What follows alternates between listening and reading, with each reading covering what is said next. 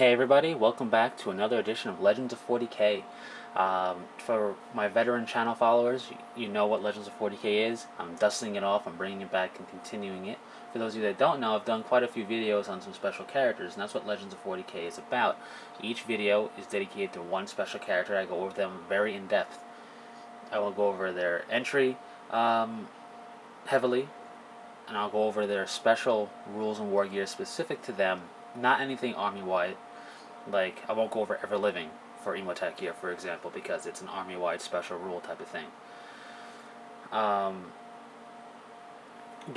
I will also go over, if they have one, their model, and my thoughts on how the model looks. If they don't have one, I may talk about some things you can do to represent them on the field. And then I'll talk about using them in a game, my thoughts about them in a game, or how I would use them, and things like that. And at the end, I'll give you my overall thoughts, like if they should have been point costed differently, or if certain things should have been changed, stuff like that. So, with that being said, let's jump right into Imotekh, the Stormlord of the Necrons. He's 225 points, weapon skill, ballistic skill of 4, strength and toughness of 5, 3 wounds, initiative of 2, 3 attacks, leadership of 10 with a 2+ armor save. He's unique, he's infantry, and he may select a Catacomb Command Barge as a dedicated transport option. For war gear, he has Blood Swarm Nanoscarabs, Gauntlet of Fire, Phase Shifter, Phylactery, Sempiternal Weave, Staff of the Destroyer. For special rules, he has Ever Living, Humiliating Defeat, Hyperlogical Strategy, Independent Character, Lord of the Storm, Pharaoh, and Reanimation Protocols.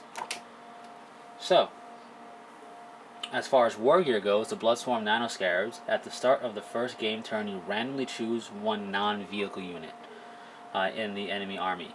This unit is infested with Bloodswarm Nanoscarabs. Any Flame Impacts entering play via Deep Strike do not scatter if they aim to arrive within 6 inches of this unit. Basically a teleport homer for for flayed ones. Staff of the Destroyer is a ranged weapon. It's 2d6 inches for range. Strength 6, AP 1, Assault 1, one use only. When firing the Staff of the Destroyer, you nominate a direction you want to pick, so you pick a direction.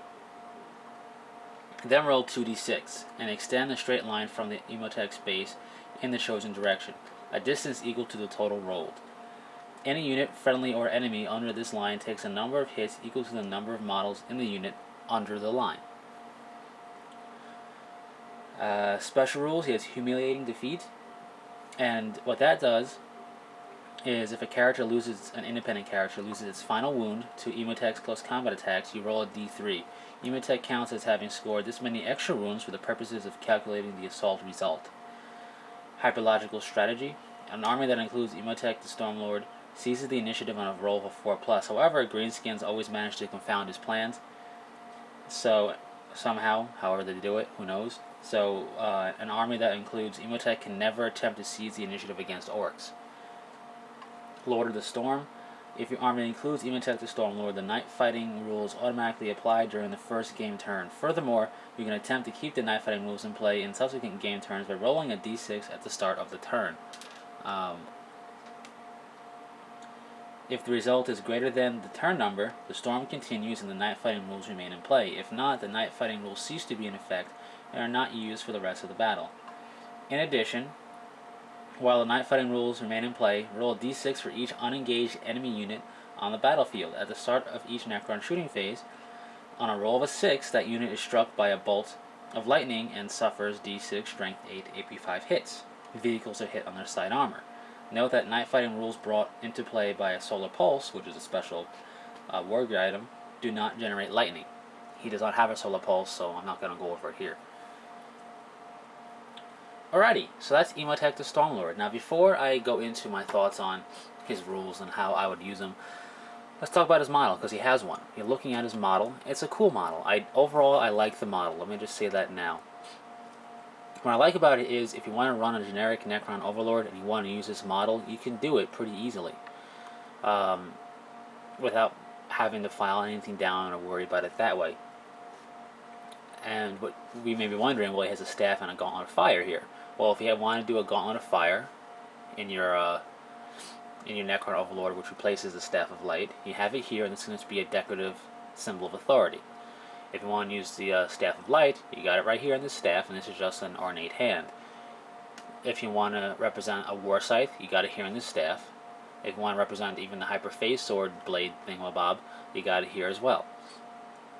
So it can represent pretty much most anything warrior related to a Necron Overlord if you really want to use this model, and there's no reason not to. It's a cool looking model. I like his cloak. I think it's suitably ornate looking without being, gaudy, and it looks suitably futuristic. It's not just tattered cloth, really. At least it doesn't look like tattered cloth.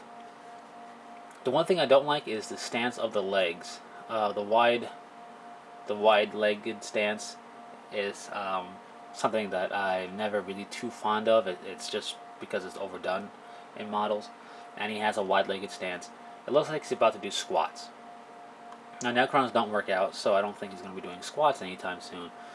So if they just readjusted his legs a bit, he can still have a commanding presence without having to be, squatted almost like this. But overall, I do like the pose they're going for, which is a commanding pose. It does fit the character, and it does look good. It could just look better if they redid the legs. So anyways, that's the model. Now, what about his entry? Well, firstly, I want to say I think he's well point costed. I don't think he's overly costed. I don't think he's underpriced. I think you're paying for not so much his stat line, and I think a lot of people, when they first look at a special character, look at their stat line, and in turn, their war gear. And they look at him and go, wow, he can really, wreck face, he must be great. And when you look at Imotek's stat line and his war gear, you really don't get that feeling from him. In fact, his stat line is exactly the same as a Necron Overlord. If you give a Necron Overlord Sempiternal Weave, it would be exactly the same as Imotek's stat line. So when you look at that, you're going, not much better in the stat line department. I don't mind that. That fits the Necron's thing overall. But to some people that look at that and go, worthless. Well, what can I do with this guy? And they look at his war gear, and the Bloodswarm Nanoscarabs don't affect him very much. They are for your army if you have flayed ones, and it may pique your interest. You may try out flayed ones just to benefit from this rule. Staff of the Destroyer is nice but situational, and it's a ranged weapon. It's not a close combat weapon. The only thing close combat he has is his Gauntlet of Fire, which is also a ranged weapon, if I remember correctly. I shouldn't just state that without double checking, but if I remember correctly, it's a ranged weapon as well. Yeah, it's a ranged weapon as well as being something for close combat. But it doesn't ignore armor. So when you look at that in combining with his Humiliating Defeat rule, it's kind of like, well, I don't want to throw him in close combat here. And that's the thing with Necrons, they're shooty. Necrons can shoot very well. So you're looking at just warrior related for Imotekh, and you're going, not much here. Why am I spending all those extra points? Let me check out his special rules. And you see Humiliating Defeat, kind of cool, but he doesn't have anything to really assure that his wounds become wounds and not to save by armor. Hyperlogical Strategy, seizing the initiative on a 4+. That's cool. Can't do it against orcs. Can't even seize the initiative against orcs. Now, I personally like that. It's fitting with his fluff. The lore of Imotekh is he's always been confounded by orcs, and this represents that, while having a very nice special rule. Then you look at Lord of Storm. I think because it's night fighting, I think that scares people. Nobody likes night fighting whenever I play in it. I don't mind it too much. It's fitting with kind of the Necron feel a bit, the whole Lord of Storm. He is the Stormlord. I like it. The capability to potentially hit some people with lightning on your opponent's side is a plus. I wouldn't rely on it, but it's just basically free wounds if it happens. And not really because it's part of his point cost, but it can be pretty cool if you get lucky on first turn during your Necron shooting phase. You may be able to stun a vehicle, destroy a vehicle, hurt a squad, stuff like that. So that is a nice little touch there. So you may be looking at this the way most people look at special characters this day, which is a very that character itself has to be awesome, but not so much convey awesome to the army. And if you're looking at that limelight, which I think a lot of people do look at special characters, you're going to look at this guy and be kind of disappointed. But when it comes to Imotekh, it's not about making himself the big, cool, bad, Mamba Jamma, if you will. I had to say Mamba Jamma. It's been on the tip of my tongue for a while now. I don't know why. But anyway. if you're looking at him to be the big bad, you're gonna be let down. But special characters are so much more than just being awesome in a stat line and in the assault or whatever themselves. They're also about bolstering your forces, and Imotekh does that. I would say in spades. I mean, seizing the initiative on a 4+ is a very nice special rule. It can really change the entire gameplay around. You can go from the opponent potentially setting tempo and you trying to take over tempo to just seizing the tempo right there. His Bloodswarm Nanoscarabs, again, assist your army. So, with that, you have to take flayed ones, of course, but it may make you branch out a bit. Let's say you're collecting Necrons, you really like Imotekh, you have no flayed ones, you may go, oh, you know what? Let me try out a squad of flayed ones, see how the Bloodswarm Nanoscarabs work. And it may surprise you, it may let you down. Either way, it's just something to try out. He is a Fey Rune, I won't go over that, but it does also assist the squad if he's with that squad. So, he's more about having a decent stat line. Don't get me wrong, the Necron Overlord stat line is a decent stat line. It's, he's got a high strength and a high toughness. It's going to be hard to hurt him regularly. He's got a good armor save, so he's good for that. He has a phase shifter phylactery, so he has survivability there. He just can't ensure a wound in close combat because he doesn't ignore armor. But again, like I said, it's more about shooting and bolstering the forces with Imotekh than it is about getting there at close combat. The humiliating defeat rule is there not as a last resort, last ditch, but it's just as the last step and a means to crush your enemy. You know, you're not going to rush right in there. You're going to bleed him a bit, and then you're going to decapitate him if you have to, if he is not dead by shooting. Lord of Storm, I wouldn't rely on it. It's a nice bonus. I personally try and keep it happening as long as possible, because if you're fielding Imotekh, you know you're going to have knife fighting for at least a turn, so you're expecting knife fighting. When people you're facing, chances are they're not expecting knife fighting. They don't want knife fighting. So if you have knife fighting going on and you've adapted to it already, you got a natural advantage, because people that I played against hate knife fighting. So whenever it happens, you can see them not doing too much, taking random pot shots maybe, or moving up, or kind of hunkering down, whatever it is. You'd be surprised how knife fighting can really set a tempo for you if you're expecting it. And other than that, he can take a command barge as a dedicated transport option.